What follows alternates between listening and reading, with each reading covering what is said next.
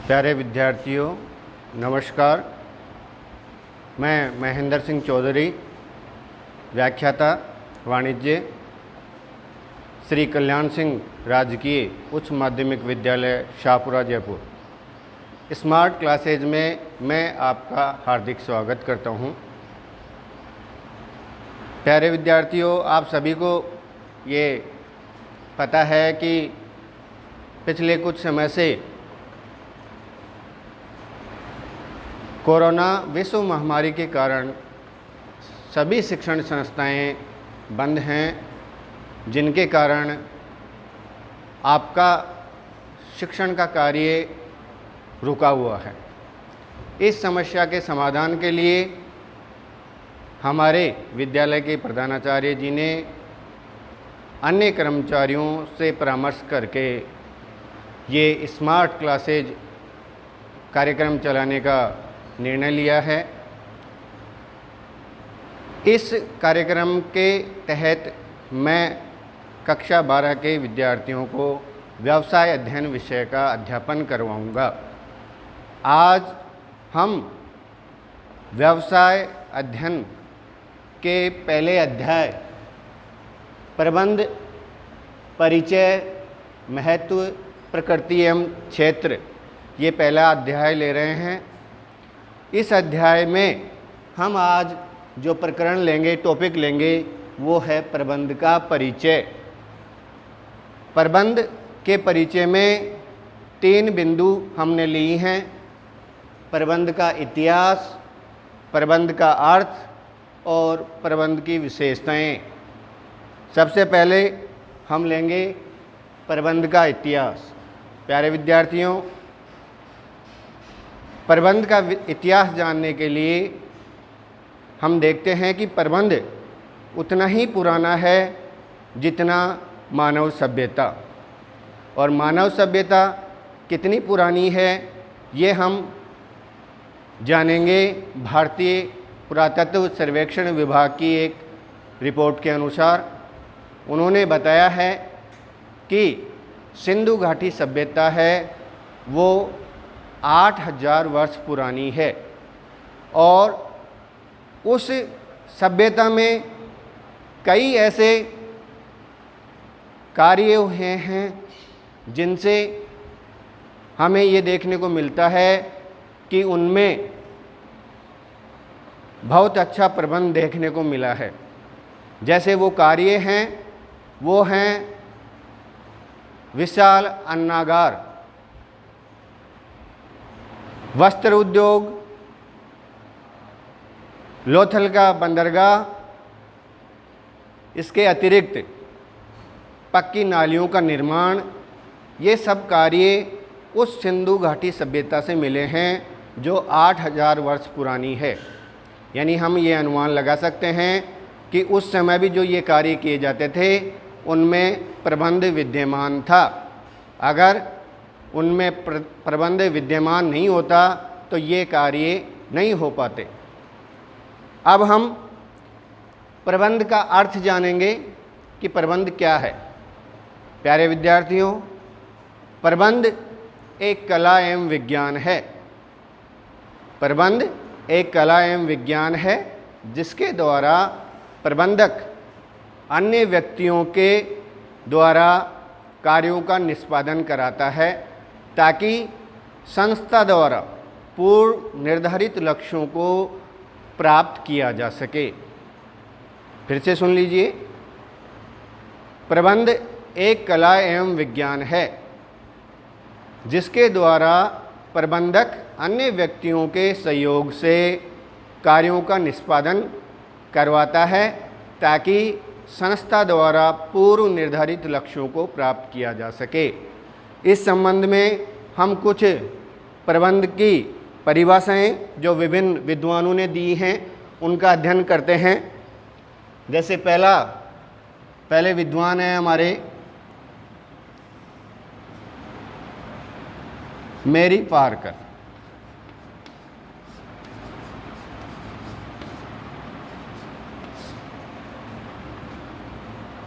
इनके अनुसार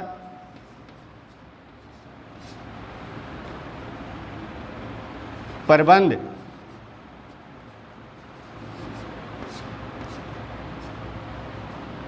दूसरों से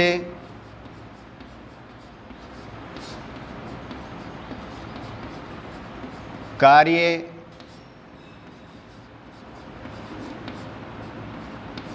करवाने की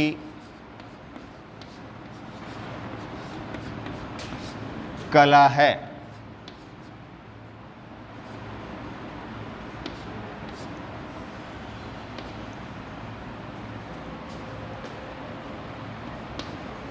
प्रबंध दूसरे व्यक्तियों से कार्य करवाने की कला है, यानी हम दूसरे व्यक्तियों से किस तरह से कार्य करवा सकते हैं। अगर उनसे हमारी इच्छा अनुसार कार्य करवाते हैं तो यही प्रबंध है। दूसरे हमारे विद्वान हैं लॉरेंस, उन्होंने प्रबंध की परिभाषा दी है।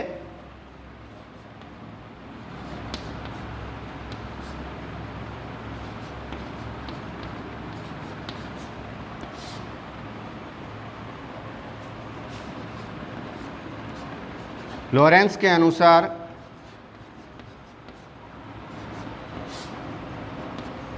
इनके अनुसार अन्य व्यक्तियों के प्रयासों से परिणाम प्राप्त करना ही प्रबंध है। अन्य व्यक्तियों के प्रयासों से परिणाम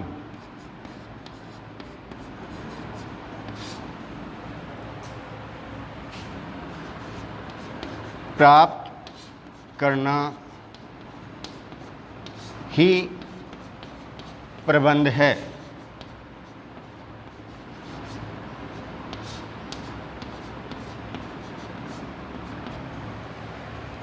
लॉरेंस एक विद्वान हैं, उन्होंने ये कहा है कि अन्य व्यक्तियों के प्रयासों से परिणाम प्राप्त करना ही प्रबंध है। यानी हम जो चाहते हैं वो अन्य व्यक्तियों के माध्यम से अगर प्राप्त कर लेते हैं तो इसको भी प्रबंध कहा गया है। हमारे तीसरे विद्वान हैं प्रोफेसर क्लग, उन्होंने बताया है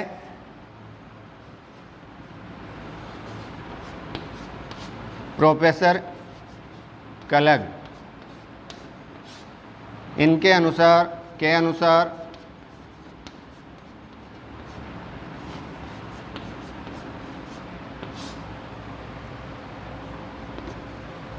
अनुसार प्रबंध निर्णय करने एवं नेतृत्व प्रदान करने की कला एवं विज्ञान है। प्रबंध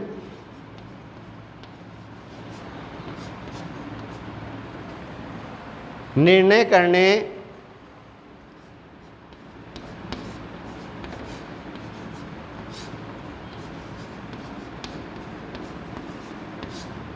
एवं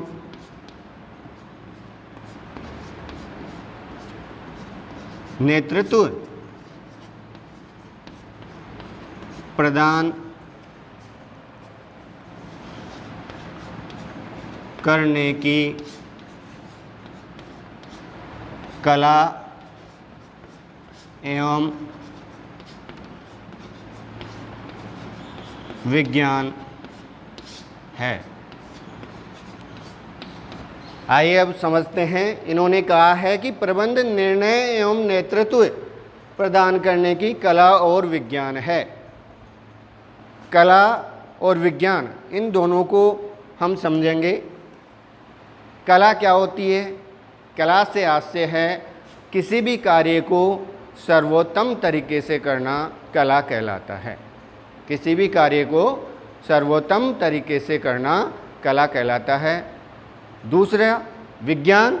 विज्ञान किसको कहा जाता है? किसी भी विषय के संदर्भ में व्यवस्थित एवं क्रमबद्ध अध्ययन करना ही विज्ञान कहा जाता है। किसी भी विषय के संदर्भ में व्यवस्थित और क्रमबद्ध अध्ययन करना ही विज्ञान कहा जाता है। तो प्रोफेसर कलग ने प्रबंध में निर्णय करने और नेतृत्व प्रदान करने की कला और विज्ञान प्रबंध को कहा है। यानी ये कला और विज्ञान जिस व्यक्ति के पास में है वो प्रबंध कर सकता है। हमने प्रबंध का अर्थ जाना, प्रबंध क्या है, प्रबंध की परिभाषाएं हमने देखी। इसके पश्चात हम प्रबंध की कुछ विशेषताएं हैं उनका अध्ययन करते हैं।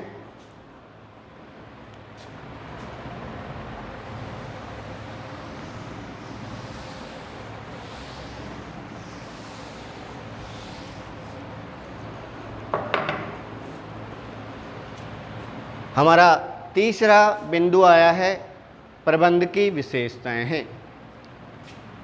प्रबंध की पहली विशेषता है, प्रबंध की पहली विशेषता अन्य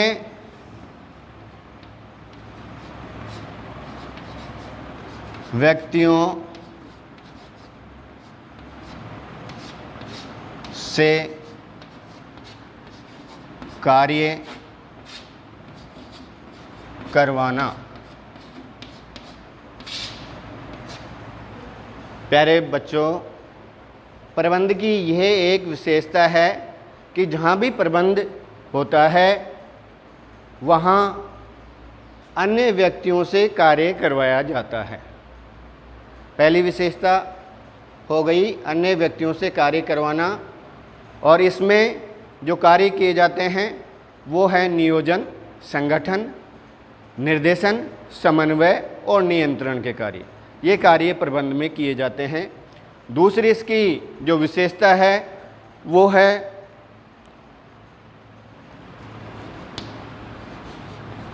पूर्व निर्धारित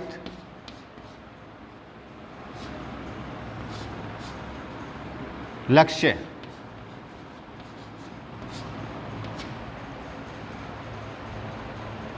प्रबंध में जो लक्ष्य होते हैं वो पूर्व निर्धारित होते हैं। पहले से उनको निर्धारित कर लिया जाता है कि हमें प्रबंध में क्या करना है, किस तरह से करना है, किन के द्वारा करवाना है, ये सभी पूर्व निर्धारित होते हैं। हमारा लक्ष्य है वो पूर्व निर्धारित होता है। तो जहाँ भी ये विशेषता आती है वहाँ पर प्रबंध है। तो ये भी एक प्रबंध की विशेषता है। तीसरा है, इसकी विशेषता है वो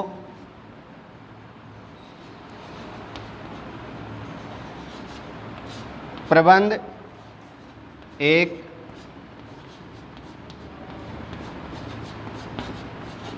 मानवीय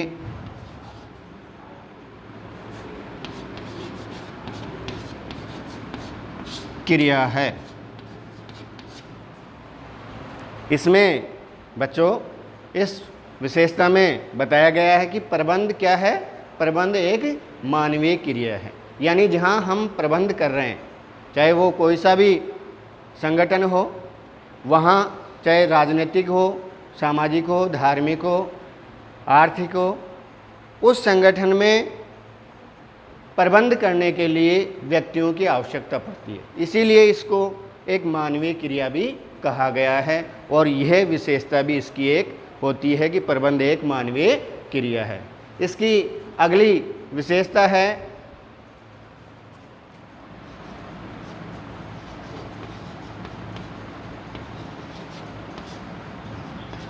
प्रबंध के कुछ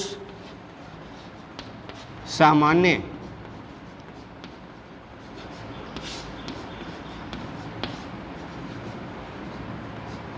सिद्धांत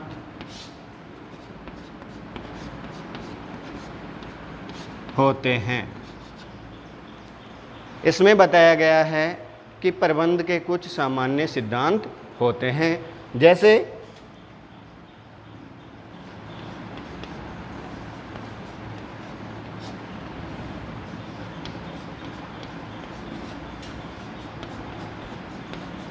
अनुशासन,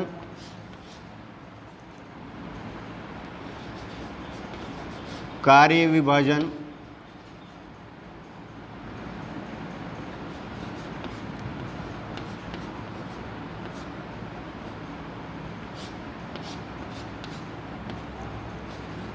आदेश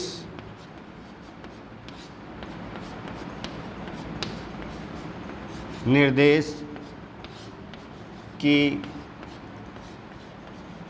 एकता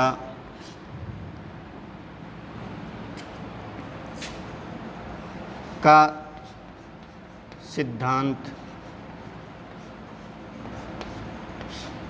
आदि।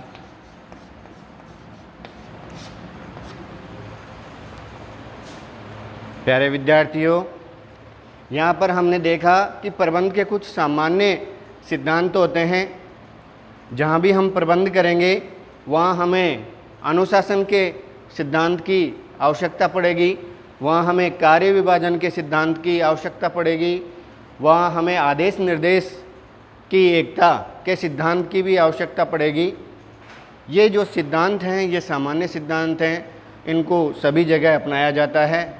और अंतिम इसकी विशेषता है वो है प्रबंध एक सार्वभौमिक प्रक्रिया है। प्रबंध एक सार्वभौमिक प्रक्रिया है।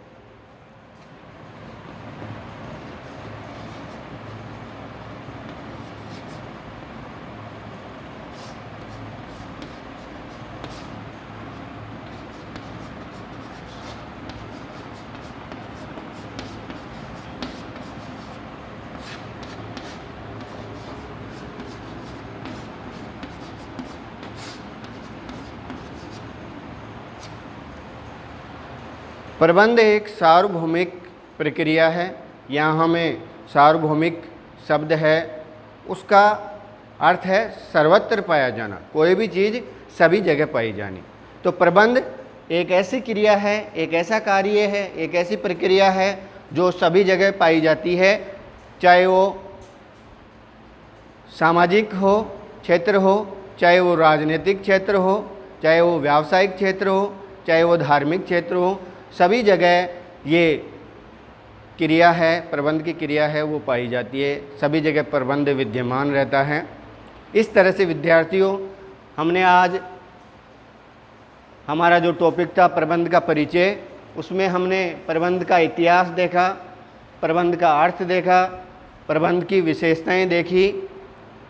इन सभी का अध्ययन करने से हमें पता चलता है कि प्रबंध एक ऐसा कार्य है जो कई वर्षों से चला आ रहा है और आगे भी इसमें नवीन परिवर्तनों के साथ उत्तरोत्तर वृद्धि होती रहेगी। मैं आपसे आशा करता हूँ कि मेरे द्वारा जो विषय का अध्यापन करवाया गया वो आपको समझ में आया होगा, और मैं साथ में यही आशा करता हूँ कि आप इस स्मार्ट क्लासेज कार्यक्रम में अपना पूर्ण सहयोग हमें देंगे। धन्यवाद।